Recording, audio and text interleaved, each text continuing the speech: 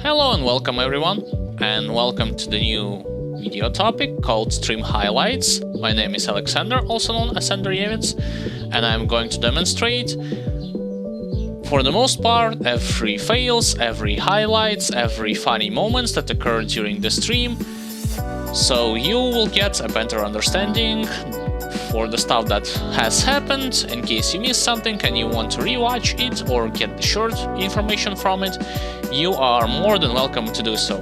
Right now you are going to see my attempt at defeating Kraval, Ancient of the Waters at elite difficulty, and for the most part everything went according to plan. I tried to dodge his whirlpool, I tried to dodge his projectiles, I have Word of Renewal and Pneumatic Burst, but then something unintentionally occurred. I overestimated my abilities in terms of relying too much on Ghoulish Hunger, or went YOLO in a completely wrong time span. Enjoy the rest of the show.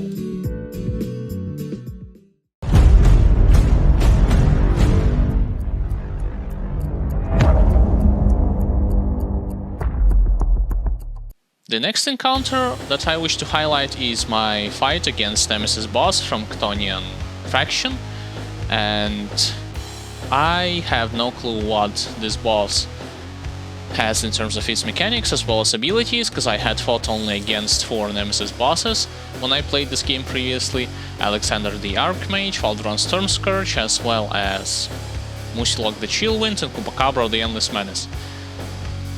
However, to my surprise, to my luck, perhaps, it was one of the easiest Nemesis bosses that I had fought with. Basically, I have accumulated a lot of defense against Chthonian's attacks, as well as a lot of resistances against Chaos, Vitality damage, Ether. Most importantly, I have a lot of physical resistance with Aura of Conviction, Nightblade passives, as well as Inquisitor abilities. And even without Inquisitor Seal, I was able to overcome him.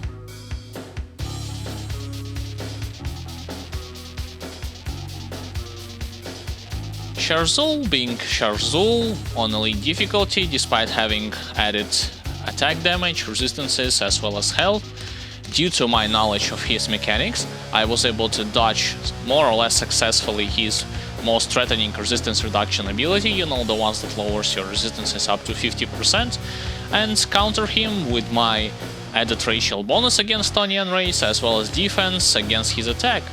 Nothing to add more, just a very well executed fight. The fight against High Council in Port Valbury was a little bit on the longer side of things, and that's mainly due to the fact that I was focusing my DPS from one target to another, and I was trying to dodge a lot of damage over time effects, those traps, as well as some of the most threatening abilities. I have failed, however, in terms of Meteor, which you will about to see. Yeah, there it is, it's going to hit me. Luckily, it's not doing an insane amount of damage compared to Meteor from Alexander the Archmage. Nonetheless, when one of the Counselor has been defeated, I just waited a couple of seconds and dodged more or less skillfully the incoming ranged attacks before the aura that grants them immunity is going to run off, and I finished one of them after the other. When it comes to worm-like creature in the Ancient Grove territory, mainly in the first phase, I would express my disappointment with the way how badly designed this fight is, specifically against melee characters. From my point of view, it doesn't allow you to display any form of skill, and you have to only rely on your Circuit Breaker, as well as those abilities that have an insanely long cooldown, such as Ghoulish Hunger or Inquisitor Seal, and dodge the incoming attacks, running around, wait for them to recharge, and then repeat the same process.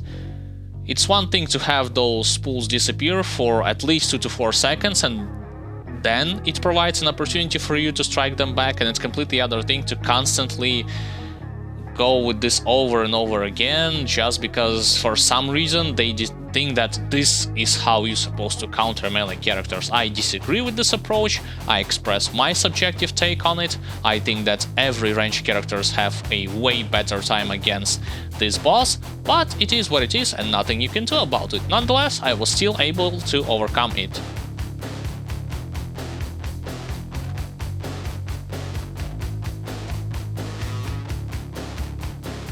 Speaking of those bosses that are designed in a more appropriate way, I would say that Gargabol, Heart of the Wild, is definitely allow you to display your ability to how you efficiently control your character, as well as dodging some of the incoming attacks, generalized knowledge about the game mechanics, about his first and second phase. The key difference that had happened in the stream is I was able to quickly remove those plans that are going to lower your defenses, as well as trying to kite him around and wait for my Ghoulish Hunger, as well as Word of Renewal Pneumatic Burst to recharge, and then I had retaliated against him with everything that I had. But also I would want to emphasize that Word of Renewal, because of the added bonus of having more defensive ability, it allowed me to absorb more of the incoming attacks from him, with the exclusion of volcanoes, of course, in the form of his regular swing, this dual swing that you are seeing on the screen, as well as his quote-unquote stomp. And that's pretty much was the whole stream highlight, with the exception of that boss which was able to defeat me at the beginning of this video.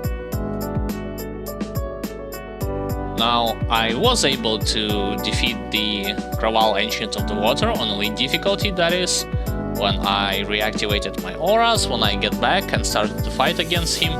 It's just I found out that dodging everything when it comes to his water projectiles barrage, ice barrage, as well as whirlpool effects, plus his hits from his tentacles, you know, the ones that are roaming in a circle and in the arena, and the ones that he has at his disposal, is a little bit tough as a melee character. Once again, ranged have a slight edge over it, but nonetheless, I still managed to overcome it, relying on my Pneumatic Burst and Word of Renewal. Yeah, Circuit Breaker had once again appeared, I believe, somewhere over here. Yeah, there it is, there's the Ghoulish Hunger proc, but nonetheless, I was able to eventually defeat him with the help of my Blade Spirits, as well as glyphs that teleported me straight to him, allowing me to hit him with my weapon pool skills and default auto attack replacers. I would like to thank anyone who are going to be watching this video. Leave a comment down below expressing whether you like those highlights and if you want to see more of it. If you like this stuff, consider subscribing to this channel, leaving a like to this video, share it, because it's only going to help spreading the words to other people in terms of seeing this entertaining type of videos, as well as consider supporting this channel by becoming a Patreon. This way you are going to gain access to a lot of stuff, such as early edited videos without any advertisements, as well as behind-the-scenes content, plus the Q&A sessions, as well as your name, are going to be mentioned in the future edited videos, or perhaps even this highlight reel. Once again, thank you anyone who was watching it and who is going to be watching it, and I will see you all next time.